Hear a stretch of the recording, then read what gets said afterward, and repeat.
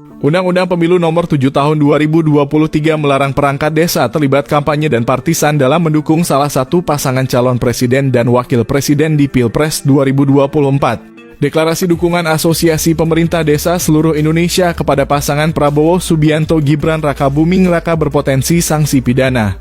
Ketua Badan Pengawas Pemilu RI Rahmat Bagja menjelaskan, larangan aparatur desa menyampaikan dukungan kepada salah satu pasangan Capres-Cawapres diatur dalam Pasal 280 UU 7/2017 tentang pemilu.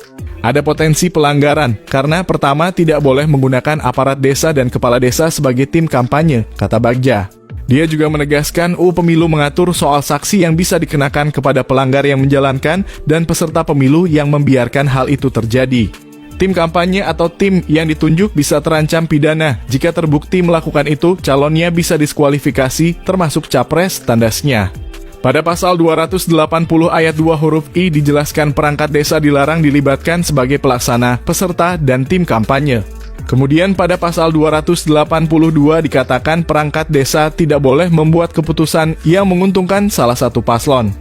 Pasal 282 berbunyi pejabat negara, pejabat struktural, dan pejabat fungsional dalam jabatan negeri, serta kepala desa dilarang membuat keputusan dan atau melakukan tindakan yang menguntungkan atau merugikan salah satu peserta pemilu selama masa kampanye.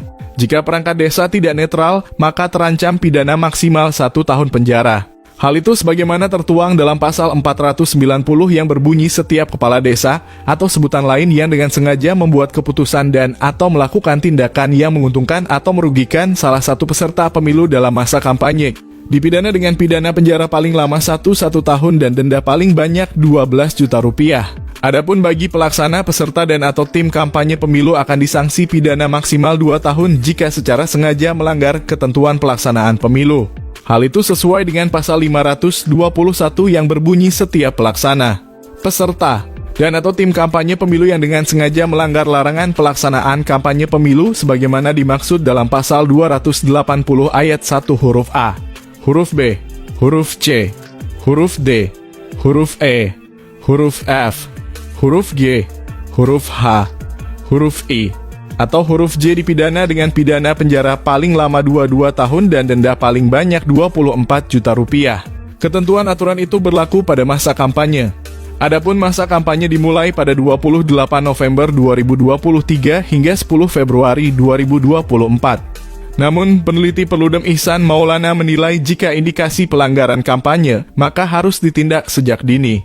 Salah satunya seperti sikap ribuan Kepdes yang memberi sinyal dukungan terhadap paslon Prabowo Gibran dalam acara silaturahmi desa bersatu di Indonesia Arena, Jakarta, Minggu 19 November 2023. Ini merupakan indikasi atau dugaan awal untuk terjadinya pelanggaran-pelanggaran lain yang berpotensi terjadi oleh kepala desa, aparatur desa selama pemilu, yang itu tidak diperbolehkan di dalam UU Pemilu, kata Ihsan.